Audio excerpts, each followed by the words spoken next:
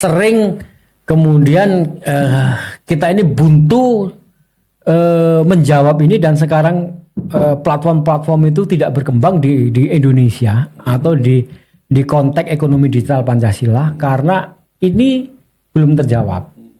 Kalau misalnya ada anak digital kreatif, dia mendevelop aplikasi, nggak ada pembiayaan, akhirnya dia mencari pembiayaan ke Amerika melalui jalur Singapura, Hong Kong, yang kemudian akhirnya platform yang dikembangkan itu sahamnya dimiliki oleh kapitalis. Nah, itu yang kita kenal, Gojek, Goto, itu ya, Bukalapak dan lain sebagainya seperti itu.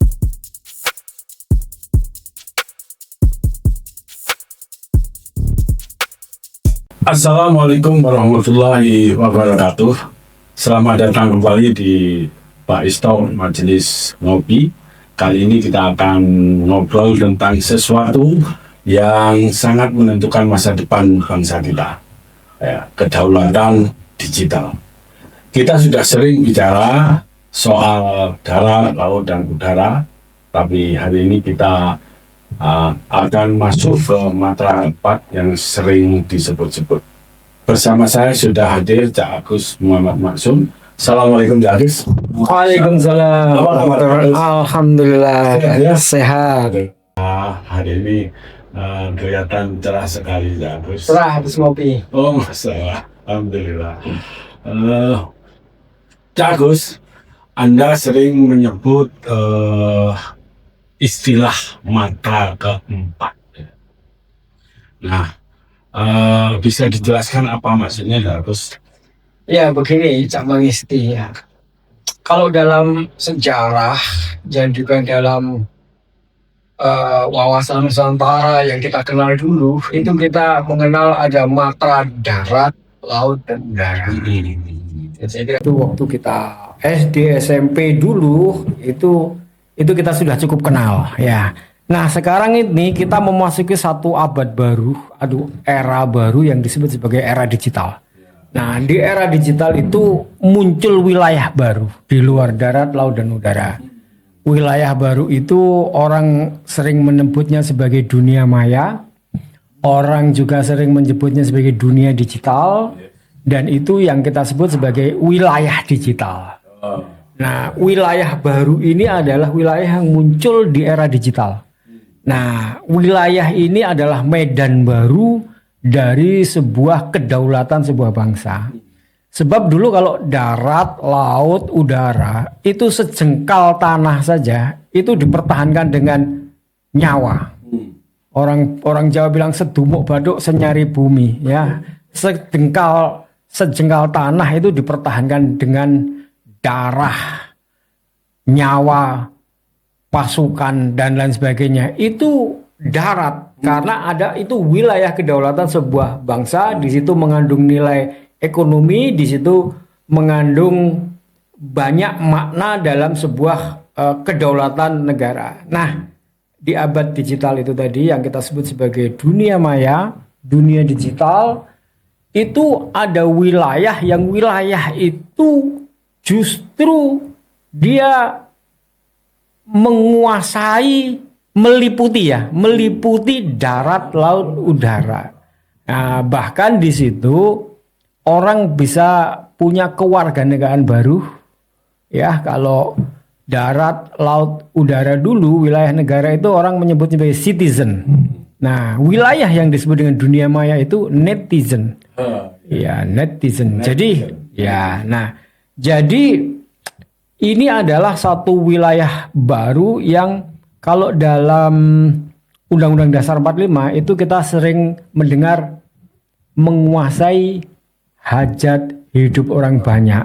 Nah, wilayah yang disebut sebagai wilayah dunia maya ini dia menguasai hajat hidup orang banyak lebih dari sekedar darat, laut, dan udara.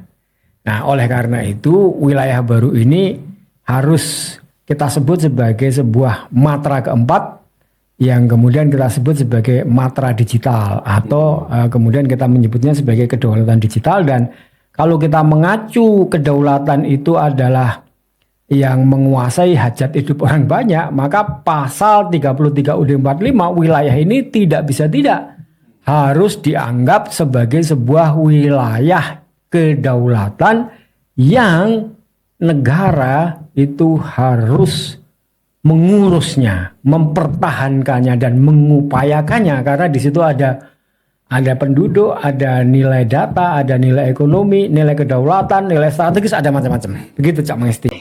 Nah, Cak Agus, kan biasanya matra keempat ini berkaitan dengan apa itu 5G, ya. 5G harus dikuasai negara. Nah, kenapa begitu, Cak? Peran 5G itu sangat vital lah. Wah, oke. Nah, 5G itu kita kenal 5G, ada sebelumnya 4G, sebelumnya 3G, ya kan?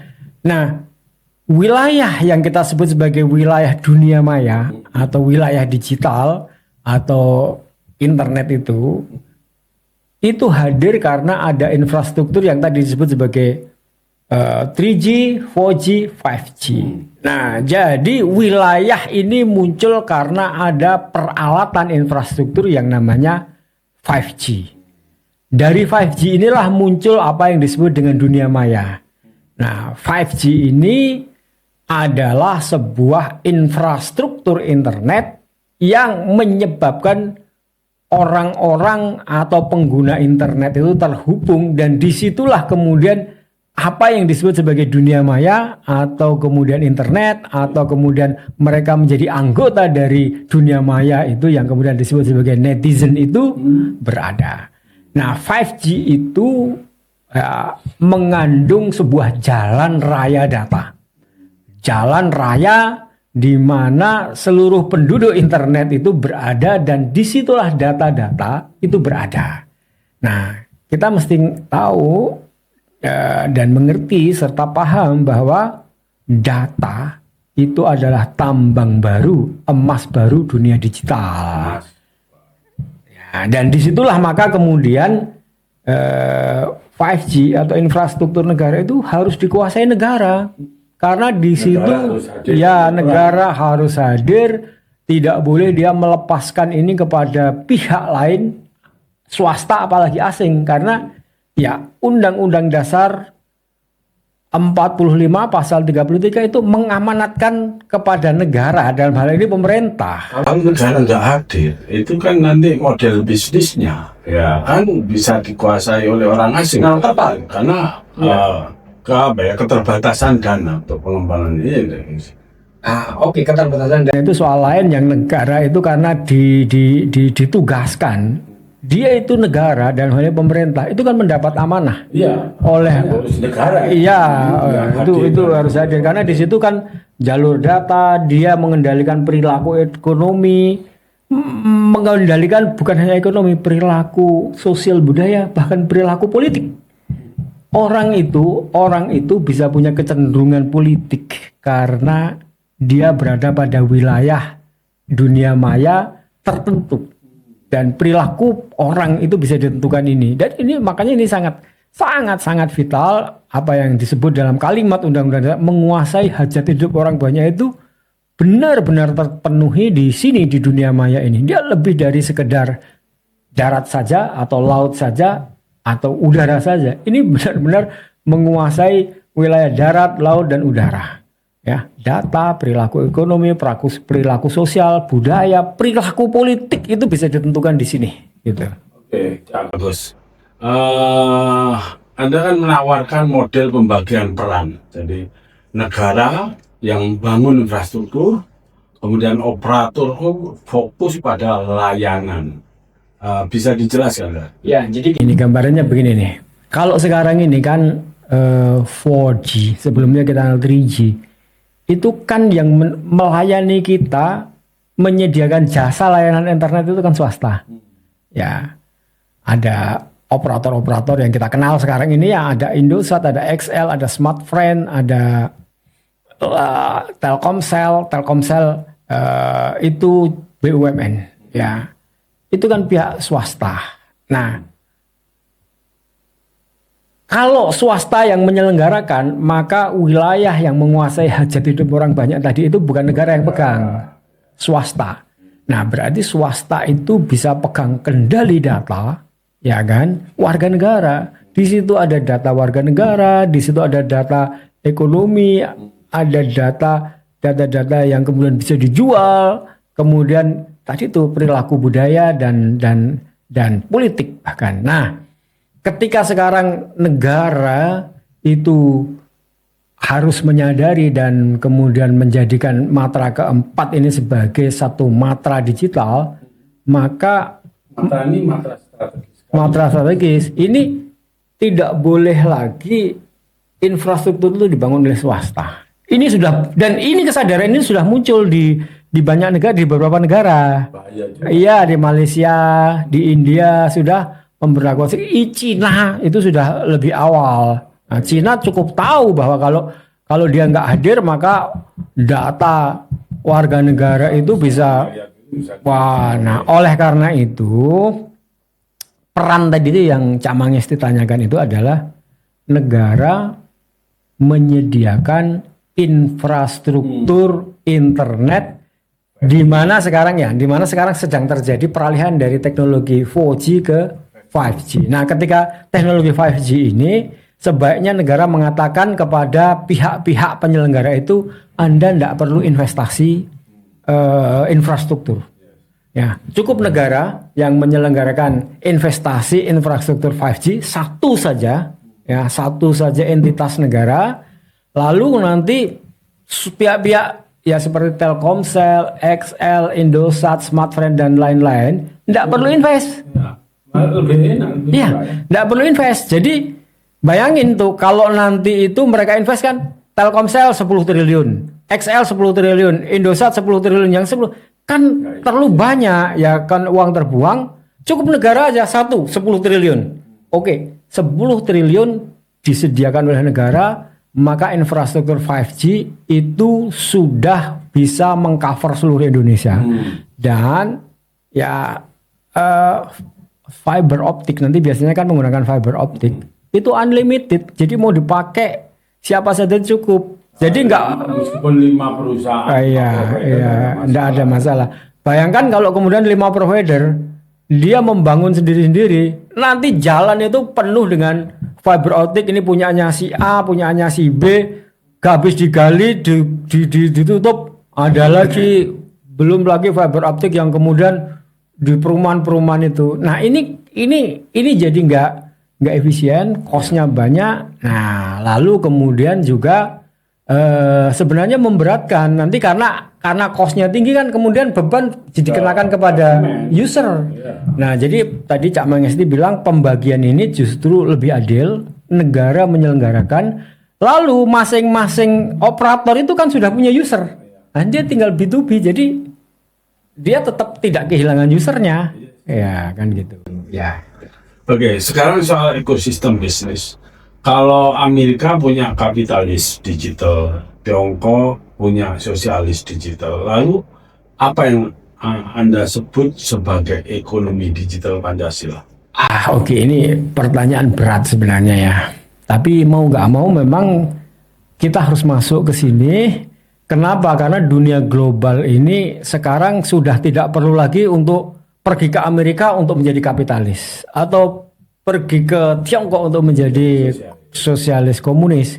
Kapitalis, sosialis komunis itu sekarang sama-sama berada di depan kita, di tangan kita, di tempat tidur kita. Jadi wilayah baru yang disebut sebagai wilayah digital, ini wilayah pertarungan baru ideologi. Nah, jadi kapitalisme dengan model ekonominya dia masuk ke sini. Sosialisme, komunisme dengan ideologi ekonominya, dengan model ekonominya, model bisnisnya dia masuk ke sini. Sehingga kemudian kita ini dikuasai oleh model bisnis kapitalisme. Masuk ke sini. Kenapa? Karena kemudian model bisnis kapitalisme itu dia punya model ekonomi yang kemudian memberikan ekosistem bisnis bagi anak-anak IT yang memiliki ide bisnis, lalu kemudian dibiayai oleh kapitalisme. Dia ada model bisnisnya. Sehingga anak-anak IT yang punya ide kreatif atau anak-anak digital kreatif itu tinggal mengembangkan ide kreatifnya, lalu kemudian model bisnis kapitalisme itu menyediakan pembiayaannya yang disebut sebagai angel investor. Kenapa angel investor ini muncul di sisi kapitalisme itu? Kenapa? Karena gini, model bisnis ini anak-anak kreatif itu ketika dia mengembangkan sebuah platform itu butuh dana yang sangat besar.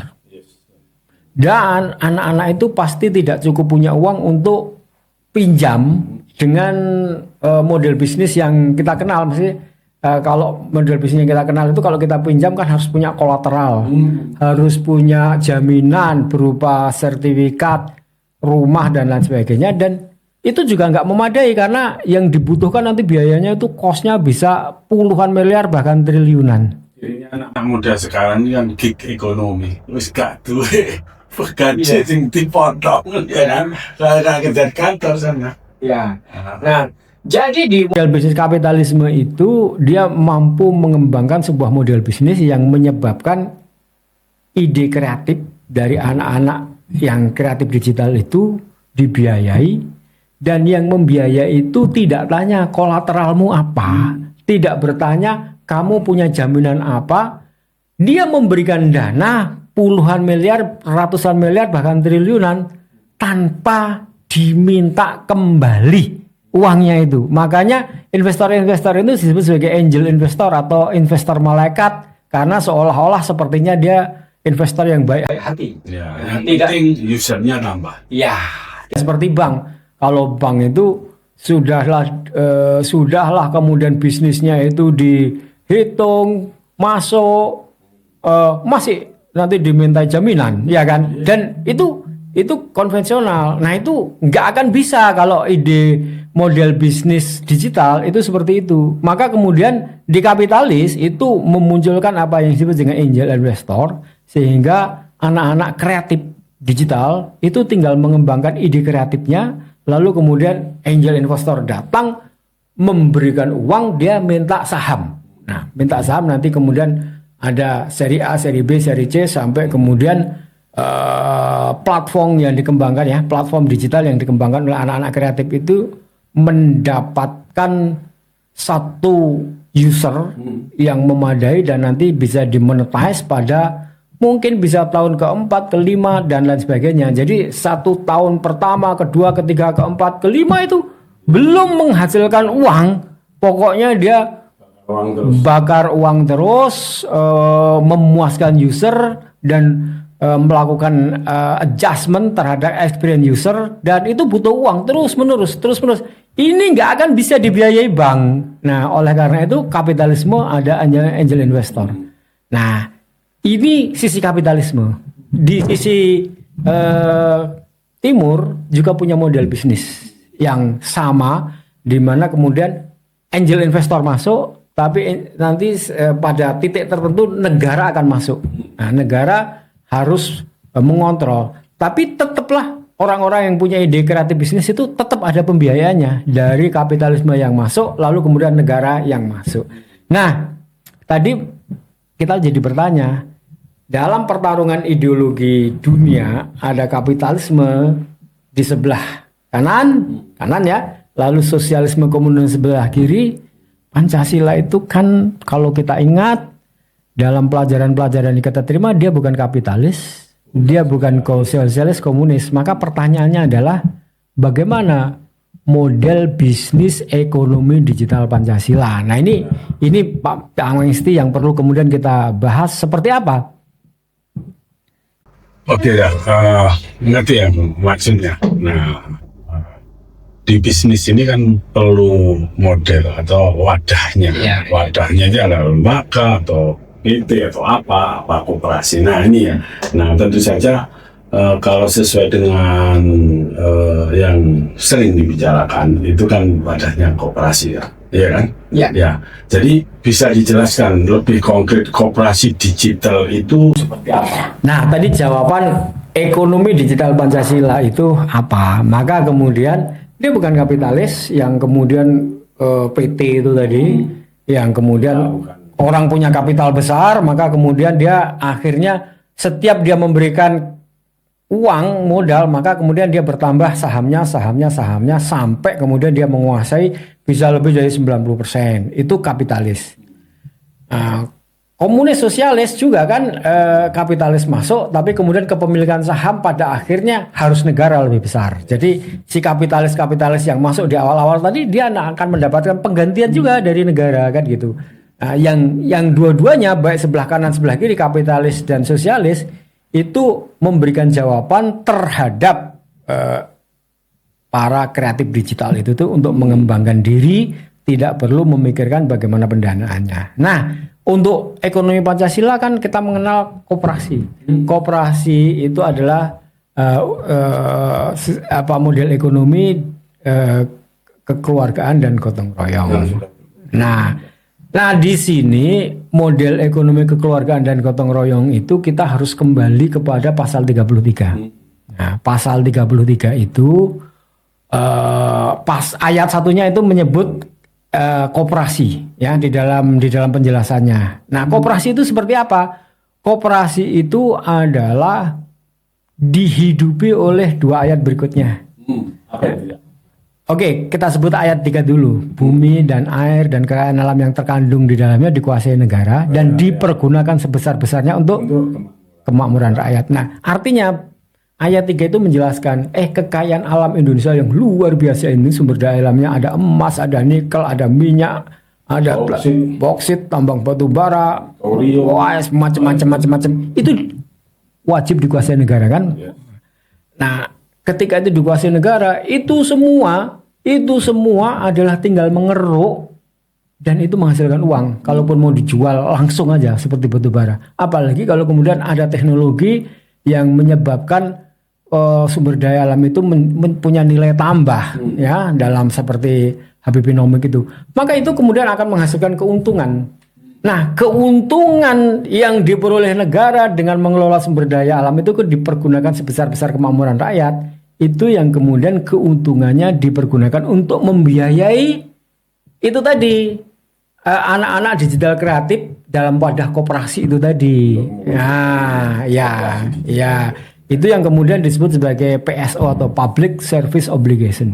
Nah, ayat 2-nya cabang-cabang produksi yang penting dan menguasai hajat hidup orang banyak harus dikuasai negara. Ini tadi platform koperasi digital itu dia harus mengelola cabang-cabang itu tadi. Sembako, beras, gula, minyak. 10 ya 10 ya. 9 ditambah 1. Ya, sembako digital ya. Itu harus dikuasai negara dan bagaimana itu kemudian memberikan jaminan kepada rakyat supaya dia tidak misalnya tidak kesulitan mendapatkan beras. Itu kewajiban negara. Lalu dia tidak beras tidak langka atau mahal. Negara. Jadi negara menguasai membelinya dari petani, kemudian dia mengupayakannya menjadi beras, lalu beras itu harus sampai kepada rakyat dengan harga tertentu. Nah, cara-cara yang bisa dilakukan oleh negara dalam hal mendistribusikan sembako tadi itulah melalui koperasi, dan koperasinya harus menggunakan platform digital. Platform digital yang dikembangkan dengan PSO Public Service Obligation dari ayat 3 itu tadi. Nah, jadi itu gambaran saya tentang ekonomi digital Pancasila. Ya. Oke, Dak. Ini tadi ngomong 9 bahan pokok ya. Saya ngomong 10 bahan pokok. Sebenarnya yang satu itu pulsa, Dak. Oh iya, pulsa ya. Sembako digital itu tadi kan. Iya. Itu nggak makan pulsa itu orang bingung. Iya. Nggak bisa connect. Oke, Dak. Tadi kita sudah ngomong koperasi ya. Yang di sekitar kita yang sering sekarang juga dibicarakan itu adalah koperasi desa, yang itu ada Koperasi Desa Merah Putih ya. Iya. Itu kan jumlahnya ada 80.000. Nah, saya membayangkan kalau 80.000 itu tulisan diwadahi dalam satu koperasi, itu kan sudah seperti unicorn itu sudah. Oke, ini menarik. Istilah unicorn itu adalah sebuah perusahaan yang sudah menghabiskan modal investasi dulu itu disebut 1 miliar US dollar. Kalau dulu 15.000 itu kira-kira 15 triliun. 15 triliun. Kalau dekakon itu sudah mencapai 150 triliun. Itu istilah untuk platform kapitalis di mana dia sudah menghabiskan modal 15 triliun, itu maka dia disebut sebagai unicorn. Apakah dia sudah untung? Belum. Karena itu tadi biaya yang dikeluarkan oleh angel investor untuk mengembangkan platform ini sehingga kemudian dia terus menerus bertambah usernya dan habisnya dana itu adalah unicorn 15 triliun. Atau kalau sekarang 16.000 ya 16 triliun. Nah kalau unicorn Pancasila tentu bukan karena seberapa besar habisnya uang, tetapi tadi Cak Mangesti menyebut kalau misalnya platform yang kita kembangkan itu adalah platform koperasi, di mana kita sekarang ini Pak Prabowo di era pemerintahan baru ini membuat koperasi merah putih di setiap desa, dan kabarnya jumlahnya sudah mencapai 80.000 atau bahkan 81.000 di setiap desa. Artinya ini kan jaringan distribusi. Iya, artinya yes. Kalau negara kemudian membuat sebuah platform koperasi lalu dipakai untuk memanage koperasi 80.000 itu, misalnya satu desa itu kemudian ada penduduk desa itu kan antara 5.000 sampai 10.000 setiap desa ya. Kalau 1.000 saja kali 80.000 kan sudah ada 80 juta. Ya kan? Menarik itu, Cak. Menarik itu. Jadi Bulog yang punya barangnya, menguasai barangnya, koperasi Desa Merah Putih sebagai saluran distribusi. Yes. Nah, ini luar biasa, Kak. Itu tadi kan. Kemudian Anda lengkapi dengan tools ya digital. Yes. Waduh, ini mantap ini. Yes. Nah, jadi itu tadi ayat 2-nya akan terimplementasi, termanifestasi di dalam sebuah platform digital ekonomi Pancasila yang dipakai koperasi itu tadi. Kenapa? Karena kemudian cabang-cabang produksi yang penting menguasai duit orang banyak itu kemudian disalurkan melalui jalur distribusi koperasi ini yang terhubung kepada 80.000 desa. Dan dengan demikian maka kemudian 80.000 desa dikalikan satu desanya 1.000 kan ada 80 juta. Nah, itu kan sudah menjadi pengguna dari aplikasi koperasi dan itu sudah lebih dari unicorn tanpa perlu membakar uang. Cukup dengan menurut saya ini aktivitas sosial, partisipasi. Jadi bagaimana kemudian platform ini mengembangkan satu model bisnis yang menyebabkan koperasi yang selama ini itu agak dijauhi menjadi sekarang daya tarik. Misalnya apa? Misalnya gini. Oke, karena sekarang sembako itu dikuasai negara dan akan disalurkan melalui koperasi, maka orang untuk bisa mendapatkan beras, gula, minyak dengan harga yang dijamin oleh negara murah itu tadi, dia menjadi anggota koperasi.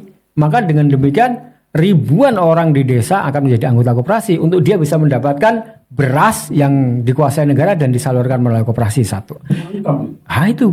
Yang kedua, aktivitas sosial orang untuk mensosialisasikan koperasi dan mengajak orang menjadi anggota koperasi dan mendapatkan beras dari koperasi itu nanti bisa dikonversi menjadi nilai ekonomi sehingga kemudian aktivitas sosial di dalam koperasi dia mensosialisasikan kemudian mengajarkan pre-order order sembako mengkoordinir itu tanpa perlu dia menaikkan harga atau tanpa perlu dia minta komisi, sistem itu akan mencatat dia mendapatkan keuntungan ekonomi. Jadi aktivitas sosial dia di dalam mensosialisasikan koperasi, apa tadi mengkoordinir untuk bisa mendapatkan, nah itu dia akan mendapatkan mencatat pesanan-pesanan, kebutuhan-kebutuhan setiap kakak keluarga, kan?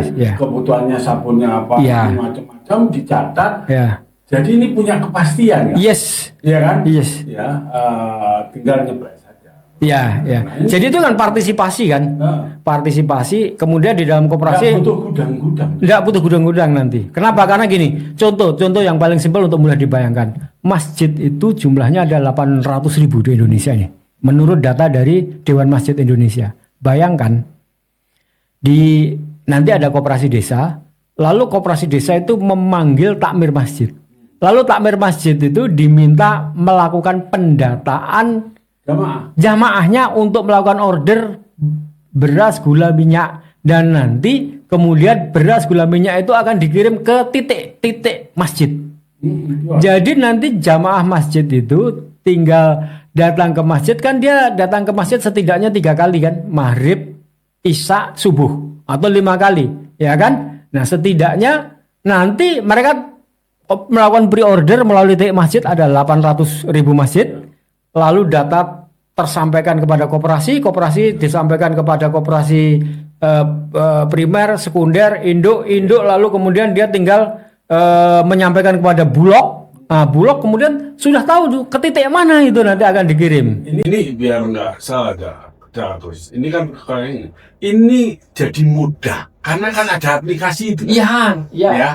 Jadi biar ini nggak masyarakat nggak apa. Wah ini kan bulat nanti ini enggak, simpel sekali. hanya ada di HP Anda semua, Yes. gitu kan? Yes. Nah, Itu tadi yang disebut platform digital ekonomi Pancasila berbentuk koperasi tadi itu, lalu kemudian memberikan kemudahan kepada jaringan-jaringan masyarakat yang sebenarnya sudah ada kan. Masjid kan sudah ada sejak dulu, ada 800.000, ada Dasawisma yang di situ ada posyandu, ada RT RW, ada titik-titik ibu-ibu pengajian PKK. Itu semua bisa menjadi titik-titik di mana kemudian mereka melakukan pre-order melalui aplikasi, dan kegiatan-kegiatan itulah kegiatan-kegiatan sosial, mensosialisasikan koperasi model baru di era digital.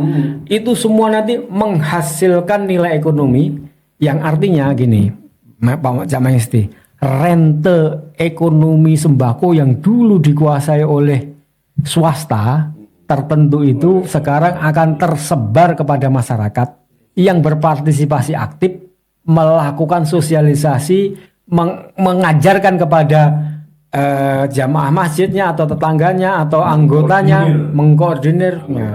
Mereka akan mendapatkan nilai ekonomi atau rente jalur distribusi sembako. Yang itu dulu di koperasi yang kita dirikan kan kita beri nama SHU. Iya, itulah makanya kemudian akan muncul nanti di dalam sistem koperasi yang baru. Ini nanti ini kan kita sudah ngomong aplikasinya. Iya. Ya. Nah, ini kalau tadi sudah kita bicara kalau kapitalis pembiayaannya kan sudah jelas gitu. Nah, ini Cak Agus coba jelaskan ini kalau pembiayaan pengadaan aplikasi yang akan digunakan itu pembiayaannya dari mana, kemudian apa solusinya? Udah, ini pertanyaan menarik yang sering kemudian kita ini buntu menjawab ini, dan sekarang platform-platform itu tidak berkembang di Indonesia atau di konteks ekonomi digital Pancasila karena ini belum terjawab. Kalau misalnya ada anak digital kreatif, dia mendevelop aplikasi, nggak ada pembiayaan, akhirnya dia mencari pembiayaan ke Amerika melalui jalur Singapura, Hong Kong, yang kemudian akhirnya platform yang dikembangkan itu sahamnya dimiliki oleh kapitalis. Itu yang kita kenal, Gojek, Goto, itu ya, Bukalapak dan lain sebagainya seperti itu. Jadi Kenapa? pengalaman itu jangan sampai Ya, itu jawabnya ini, karena tidak tersedia pendanaan dalam model bisnis ekonomi digital Pancasila. Nah, tadi pertanyaan Cak Pangesti, sekarang dalam konteks ekonomi digital Pancasila apa yang ditawarkan? Nah, ini yang menurut saya pertanyaannya harus kita jawab. Yang saya kira oke, kalau dalam kapitalis udah ada angel investor, ya kan? Nah, kalau di model bisnis sosialis komunis, dia ada angel investor masuk, tapi kemudian negara hadir mengambil dominasi, paham, tapi tetap ada yang mengurus, ada yang membiayai. tim orang-orang anak-anak kreatif itu sudah terurus terbiayai dengan dua model itu. Nah, ekonomi Pancasila itu tidak ada. Nah, sehingga kemudian jawabannya adalah gini. Tadi kan ada pasal 33 ayat 3. Bumi dan air dan kekayaan alam yang terkandung di dalamnya dikuasai oleh negara dan dipergunakan sebesar-besar kemakmuran rakyat. Nah, disitulah yang kemudian muncul namanya istilah PSO, Public Service Obligation. Artinya gini, Public Service Obligation itu negara mengurus bumi dan air dan kekayaan alam yang terkandung di dalamnya. Tadi itu minyak, emas, itu kan menghasilkan keuntungan. Keuntungan itu kan dipergunakan sebesar-besar kemakmuran rakyat untuk mendirikan sebuah BUMN atau PT yang melayani rakyat, misalnya kayak PLN. PLN itu PSO, nggak boleh PLN itu memberatkan rakyat. Tapi nyatanya berat juga. Nah, itu karena tidak berjalan selama ini ya. Gitu. Lalu kemudian Pertamina hilir. Pertamina kan ada hulu dan hilir. Pertamina hilir itu ya pom-pom bensin itu PSO. Kenapa? Negara harus menghadirkan BBM yang tidak memberatkan rakyat sehingga kemudian rakyat bisa membeli dengan harga terjangkau dan aktivitas ekonominya itu berjalan, itu PSO. Nah, selama ini juga nggak hadir. Dia Hadir niatnya. Iya. Jadi ini fungsi Undang-Undang Dasar 45 pasal 33 ini harus di Amanah itu harus diwujudkan. ya harus dikembalikan kepada maksud dan tujuan cita-cita kemerdekaan. Nah, jadi di situ kemudian yang disebut sebesar-besar kemakmuran rakyat itu ya public service obligation. Nah, sekarang siapa yang membiayai platform digital tadi? Nah, kalau kapitalis, angel investor, kalau ya negara menganggarkan public service obligation berbentuk PSO dalam sebuah perusahaan, bisa aja sebenarnya itu danantara. Bisa juga Jadi intinya pokoknya yang negara itu hadir mengambil peran kemudian membiayai itu pengembangan itu tadi. Nah, mengambil peran itu yang membiayai itu tadi. Iya. kan? Nah, di situ kemudian model bisnis bisa dirumuskan. Bisa saja tidak sejak awal itu biaya negara. Ada investor-investor yang membiayai dulu, lalu pada titik tertentu diambil oleh negara, maka kemudian investor tadi diganti oleh negara. Nah, itu model bisnis ekonomi Pancasila bisa begitu. Memang kalau di kapitalis, investor mengambil saham. Kalau di model bisnis ekonomi Pancasila kan saham dimiliki bersama. Tidak boleh ada seorang karena kekayaannya dia mendominasi.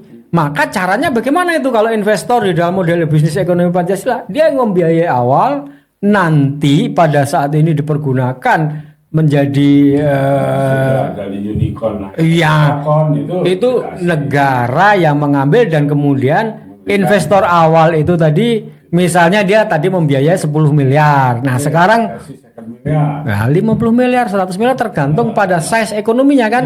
Nah, jadi ada satu model di mana investor masuk dan dia mendapatkan jaminan nanti akan mendapatkan pengembalian dari investasinya. Bukan saham yang dominan seperti kapitalis karena kepemilikannya kepemilikan bersama. Bukan juga kemudian tidak memiliki apa-apa seperti komunis.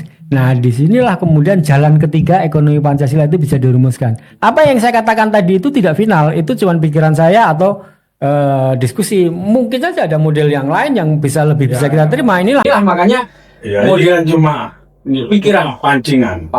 Pikiran awal ya, yang intinya begini, intinya tidak boleh anak-anak kreatif itu tadi tidak ada yang mengurus.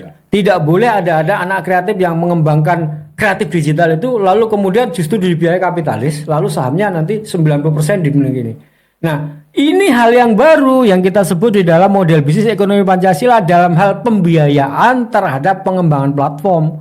Nah, dengan demikian nanti kita akan punya platform seperti Google tapi milik kita. Facebook atau media sosial tapi milik kita. Seperti WhatsApp tapi milik kita. Dan itu semua datanya nanti dikuasai oleh negara. Dan itu tidak ada masalah ya kita membuat itu. Artinya anak-anak bangsa kita ini memiliki kemampuan untuk itu ya. Ini Saya kira gini, dalam hal kemampuan engineering menguasai teknologi IT untuk membuat itu semua tidak ada masalah. Selama ini tuh nggak ada masalah. masalahnya kan cuma siji. Satu. Ya itu tadi tidak ada yang membiayai, akhirnya dibiayai oleh kapital atau kemudian anak-anak itu bekerja di sana, di Silicon Valley, di Facebook, di Google, di Amazon atau bahkan juga di Cina.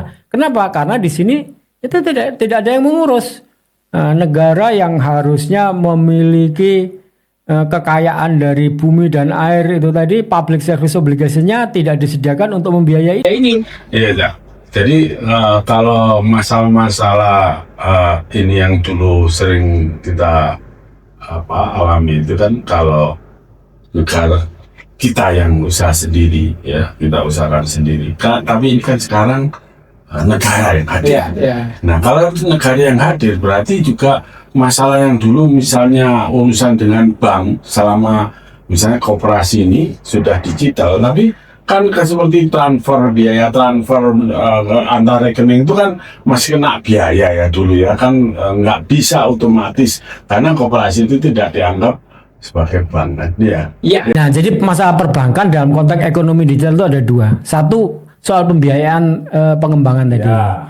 Itu bank itu model bisnisnya itu tidak kompatibel, tidak cocok dengan model bisnis ekonomi digital. Kenapa? Karena bank itu tadi tuh selalu minta kolateral. Dan selain minta kolateral juga grace periodnya itu kalau saya dapat kalau saya dapat pinjaman dari bank bulan depan, bank itu langsung minta ya pembayaran. Sementara platform digital itu tidak bisa menghasilkan ya yang besar-besar. Itu tahun pertama dia butuh riset, buka adjustment user, experience user ya kan. Nah, itu. Nah, makanya model bisnis itu sulit untuk bisa dibiayai oleh bank. Satu itu masalah satu. Tapi tadi kita kan udah dapat gantinya modelnya dengan PSO atau negara hadir tadi. Dan karena negara hadir, maka kemudian bisa investor masuk karena nanti pada akhirnya akan diganti oleh negara. Nah, itu kan satu. Nah, yang kedua yang Cak Mangesti itu tadi gini. Masalah koperasi. Koperasi itu kan sebenarnya ada simpanan sukarela. Di situ ada simpanan wajib, simpanan pokok, simpanan sukarela. Ya. Simpanan sukarela itu kan sebenarnya tabungan. Ya. Nah, masalahnya adalah koperasi selama ini itu tidak dianggap sebagai lembaga keuangan. Ya. Nah, karena dia tidak dianggap sebagai lembaga keuangan sehingga ketika kita mau transfer antar bank, dia nggak diakui. Ketika kemudian kita punya simpanan di dalam koperasi, dia tidak terhubung dengan QRIS, sehingga simpanan saldo kita di koperasi itu tidak bisa digunakan untuk belanja. Nah, dalam konteks pengembangan ekonomi digital Pancasila, platform koperasi itu harus diakui sebagai produk perbankan, sehingga tabungan atau core banking system yang ada di koperasi di mana anggotanya 80.000 desa, masing-masing desa 1.000 bisa 8 juta, 80 juta, itu nanti simpanannya itu kan kemudian bisa diakui sebagai produk perbankan. Artinya simpanan kita yang ada di simpanan sukarela itu bisa kemudian kita gunakan untuk membayar pembelanjaan kita dengan menggunakan QRIS. Lalu kemudian transfer antar bank bisa menggunakan mode QRIS, itu nggak ada biayanya, atau menggunakan BI Fast. Nah, ini juga akan mempermudah, mempercepat akuisisi, engagement, adopsi user dari koperasi atau platform digital ekonomi Pancasila itu tadi. Gitu. Jadi perbankan ini harus gini. Koperasi harus diakui sama seperti perbankan. Produknya jadi artinya ya itu yang selama ini jadi masalah di kita kan itu kan ya. Oke, Agus, ini luar biasa. Kemudian bagaimana respon pemerintah? Nah, khususnya Bappenas ini. Alhamdulillah gini, Cak Mangesti. Bappenas dalam hal ini tuh Prof. Rahmat Pambudi. Beliau bukan orang digital, dia orang pertanian. Tetapi saya tahu beliau, saya kenal beliau. Beliau itu orang yang punya komitmen tinggi terhadap digital. karena beliau pernah menggunakan teknologi digital dalam mengelola produk pertanian dalam ini pabrik gula, dan itu rendemennya bisa naik berlipat-lipat. Jadi beliau sangat percaya teknologi digital itu bisa digunakan dalam smart farming, dalam pengelolaan sembako dan lain sebagainya. Nah, beliau itu sangat positif ya terhadap pengembangan Matra keempat ini. Nah, dan bahkan beliau mendorong supaya koperasi digital ini segera kemudian diwujudkan. Nah, Matra keempat dengan 5G juga diwujudkan, dan beliau juga mendorong supaya kita mengumpulkan tim menghadap beliau agar kemudian Bappenas dalam perencanaan pembangunan nasionalnya memasukkan Matra keempat dan pengembangan ekonomi digital itu dalam program nasional. Alhamdulillah. Ya. Jadi ayo cepet aja dong. Ya, Oke, itu pintu dibuka. Sekarang tinggal kita untuk segera mengumpulkan tim, merumuskan kebijakan untuk mengembangkan Matra keempat ini tadi, kedaulatan digital, baik infrastrukturnya maupun ekosistemnya dalam model bisnis ekosistem digital Pancasila. Ya. Wah, luar biasa ya. Jadi orkestra antara regulasi dan ini luar biasa nanti ini. Ya, alhamdulillah. Jadi kita bersyukur nih bukan hanya Menteri Bappenas, Presiden itu saya juga punya pengalaman sangat komit terhadap pengembangan digital. Nah, gini, saya pernah berdiskusi dengan Pak Menteri Bappenas dan BPS tentang bagaimana meningkatkan kemampuan BPS Badan Pusat Statistik terhadap digital itu, dan saya merekomendasikan data center atau servernya BPS itu untuk dinaikkan kapasitasnya, karena di situ menyimpan, mengolah data-data ekonomi. Dan saya melihat, saya pernah ditugaskan oleh Pak Menteri Bappenas dan Wakil Kepala BPS untuk meninjau, memeriksa kemampuan servernya, dan ternyata perlu ditingkatkan. Nah, pada waktu Itu ditingkatkan ke apa? ditingkatkan kemampuannya, jadi kapasitasnya. Tier 4 gitu. Iya, pertama kemudian harus mengadopsi sistem keamanan dan data center tier 4. Yang kedua juga kapasitasnya, karena Kapasitas. penyimpan ya, teknologinya. keamanannya. Nah, pada waktu itu kemudian diajukanlah budget diajukan kepada Menteri Keuangan, oleh Menteri Keuangan ditolak karena budgetnya terlalu tinggi. Tapi sebulan kemudian saya dipanggil oleh wakil kepala BPS ya, dan kemudian saya juga ketemu dengan Pak Menteri Bappenas menghadap ke Presiden. Oleh Presiden itu bahkan ditambahi budgetnya. Saya khawatir departemen yang mengisi uang itu cuma melihat besar. Nah, itu dia. Makanya tadi saya Karena literasi Iya, saya sangat kurang ya. Jadi iya, saya kurang bisa tahu jadi ya. seperti itu. Iya, saya kurang tahu. Jadi ketika diajukan ke Menteri Keuangan kabarnya tidak dipenuhi. Tapi begitu kepada Presiden tahu bahwa ini urusan digitalisasi, apalagi data di BPS yang membuat itu malah ditambah, dan kemudian sekarang sedang dalam proses peningkatan kapasitas itu. Aku memang senang itu presidennya. Alhamdulillah. Jadi di Menteri Perencanaan Pembangunan itu dia sangat komit terhadap digital. Bapak Presiden juga sangat komit terhadap digital. Nah, hal ini positif. Maka sekarang ekosistem digital dan para pegiat ekonomi digital ya berdaulat ini harus segera menyambut. Tidak hanya omong-omong, tapi Orkestra Iya. antara kebijakan sama Yes. ini sih, Yes. jadi sudah akan sinerginya enak. yes, harus segera kita rumuskan. Dalam bentuk kebijakan, dalam bentuk implementasi, terutama yang terdekat adalah ya platform koperasi untuk koperasi Desa Merah Putih itu tadi, dan KUD ya koperasi Desa Merah Putih untuk distribusi sembako, dan KUD untuk distribusi sarana dan prasarana pertanian. Iya. sarana dan prasarana pertanian itu menjadi persoalan pokok selama beberapa tahun atau berpuluh tahun. Masalah pupuk. Sing namanya petani wis ya apa carane tetep melarat ngono. Nah itu Nek gak larang, gak tersedia. ya, Gitu kan? KUD harus dihidupkan dan dia menyediakan sarana dan prasarana pertanian, pupuk, pestisida, apalagi Iya kan itu ya pupuk, pestisida, terus bibit. bibit, ya peralatan-peralatan pertanian, cangkul. Itu Alsinta itu istilahnya. Apa itu istilah? Alat mesin pertanian. Itu. Alsinta. Selama ini kan kita dengar itu petani-petani itu kan kesulitan mendapatkan pupuk, kesulitan mendapatkan bibit, kesulitan mendapatkan itu.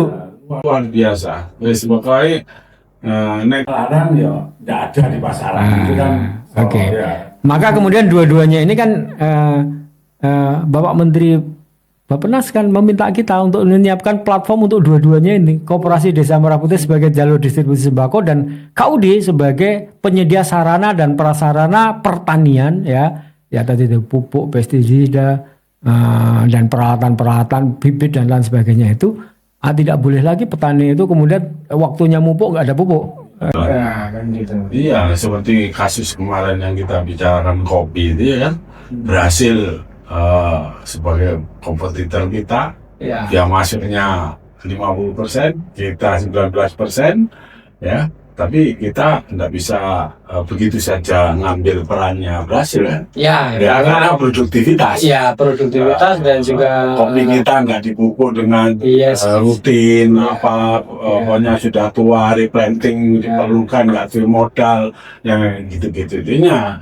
Terus tapi melihat di digital ini kan orkestra ini sudah infrastruktur dengan ya alhamdulillah saya kira presiden menteri infrastruktur dengan kebijakan ini kan sudah beriringan kan ini.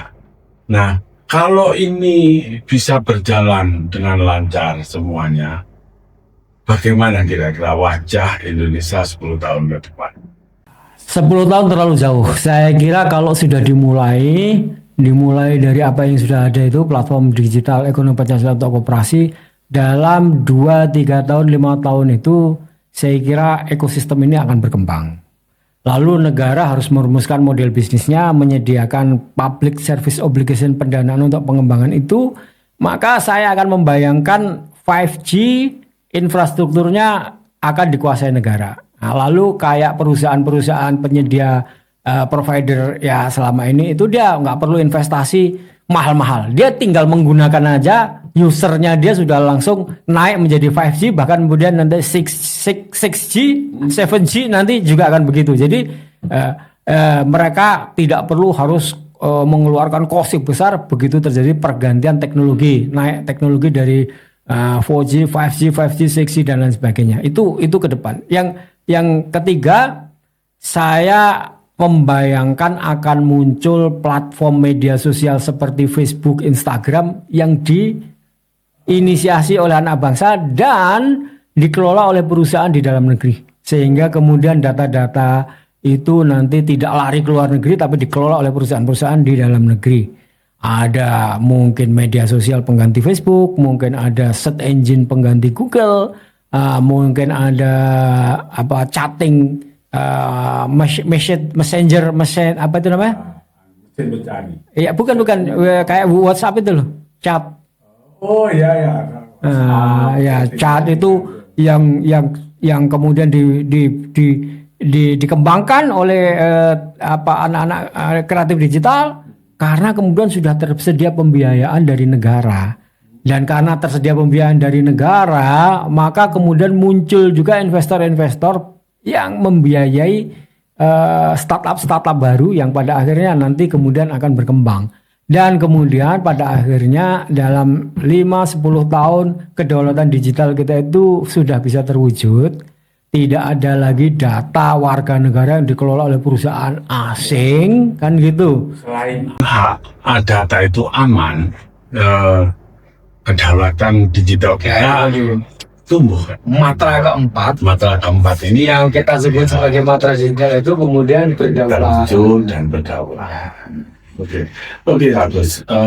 Kalau harus dirangkum dalam satu kalimat, ya, apa arti jalan terang menuju kedaulatan digital bagi bangsa ini? Ya, saya kira gini, kalau kesimpulan dari perkembangan dan ini upaya-upaya kita yang kita lakukan ya, melakukan lobby-lobby kepada pemerintah, ya kan, dan luar biasanya kita itu sebenarnya sulit menjelaskan kepada pemerintah untuk menjelaskan hal detail-detail, tapi Pak Menteri Bappenas itu bersedia tanpa sepengetahuan kita mengikuti kajian-kajian teknologi digital yang kita pakai, yang kita kembangkan, kita adakan, dan kemudian beliau merespon. Maka saya mengatakan gini, jalan terang menuju kedaulatan digital ini adalah memastikan infrastruktur dikuasai negara, platform dimiliki rakyat, dan nilai tambah tetap tinggal di Indonesia, dan jalan ini kita sudah lihat ada pintunya dibuka. Mantap, Kak Agus. Terima kasih, Cak Agus, untuk obrolan yang penuh insight ini. Semoga kita bisa melihat lahirnya unicorn Pancasila di era 5G. Ya. Terima kasih, Cak Agus. Selamat, nanti ketemu di edisi berikutnya, Cak Agus. Terima kasih. Baik, sahabat ngopi, demikian episode Pak Stop kali ini. Terima kasih. Assalamualaikum warahmatullahi wabarakatuh.